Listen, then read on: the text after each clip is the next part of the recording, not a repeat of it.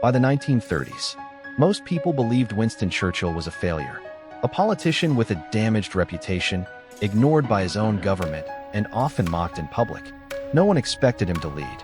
But then, the world went to war. Churchill was born in 1874 into the British aristocracy. His father, Lord Randolph Churchill, was a well-known politician. His mother, Jenny Jerome, was an American socialite from Brooklyn. This was not the royal family, but it was still powerful, wealthy, and well-connected. That American connection would matter later, more than anyone expected. From the outside, his future looked secure. But inside, things were different. Churchill struggled in school.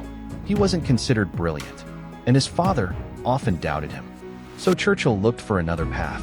He joined the British Army, not just as a soldier, but also as a war correspondent, writing about battles for newspapers. Then, during a conflict in South Africa, he was captured, taken prisoner. But Churchill didn't wait to be rescued. He escaped, alone, crossing enemy territory to freedom. The story spread across Britain, and suddenly, his name meant something. That fame helped him enter politics, and at first his rise was fast. He held powerful positions in government, confident, bold, ambitious. But then came a decision that nearly destroyed everything. The Gallipoli Campaign during World War I. Churchill believed Britain could strike a major blow by attacking the Ottoman Empire through a narrow sea route called the Dardanelles. The plan was simple in theory: break through, capture Constantinople, modern-day Istanbul, and open a supply route to Russia. But it didn't go as planned. The attack was poorly executed. Enemy defenses were stronger than expected, and Allied troops were sent into a deadly stalemate. Months of fighting, harsh conditions, and no progress. Over 250,000 Allied soldiers were killed or wounded, and Churchill, as one of the main architects of the plan, took the blame. In war, one mistake can define you. And for Churchill, this was it. To many in Britain, Churchill wasn't just wrong. He was dangerous. He lost his position, lost influence, lost trust. To many, his career was over. Years later, while other leaders tried to keep peace in Europe, Churchill kept warning about a growing danger: Germany and its new leader, Adolf Hitler. In 1932, he warned Parliament Germany was rearming.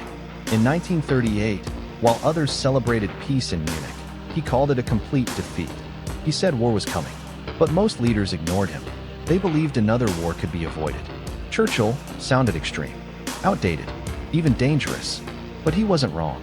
In September 1939, World War II began, and within months, Germany was winning. Poland fell, France fell, Norway fell. Countries across Europe collapsed. Britain stood alone. No allies, no guarantees, just survival. The government was under pressure. Confidence was collapsing. And in that moment of crisis, they turned to the one man who had warned them all along. On May 10, 1940, the same day Germany invaded France, Churchill became prime minister.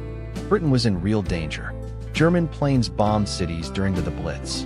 People feared invasion. Some leaders considered negotiating peace. Churchill refused. In June 1940, after the desperate evacuation at Dunkirk, he stood before Parliament and declared, "We shall fight on the beaches. We shall fight on the landing grounds. We shall never surrender." He didn't promise an easy victory, but he gave people something stronger: the will to keep fighting. Britain held on. And then, help began to arrive. American support grew, aided by Churchill's own American roots. Then Soviet resistance in the East. Then a global alliance. But Churchill had done the impossible. He kept Britain fighting long enough for help to come. Slowly, the tide of the war began to change. Allies pushed back across every front. And in time, victory came. The man once blamed for failure, once ignored, once doubted, became one of the most important leaders in modern history. Winston Churchill was not born unstoppable. He made mistakes. He lost everything. He was written off. But when history needed him, he was ready.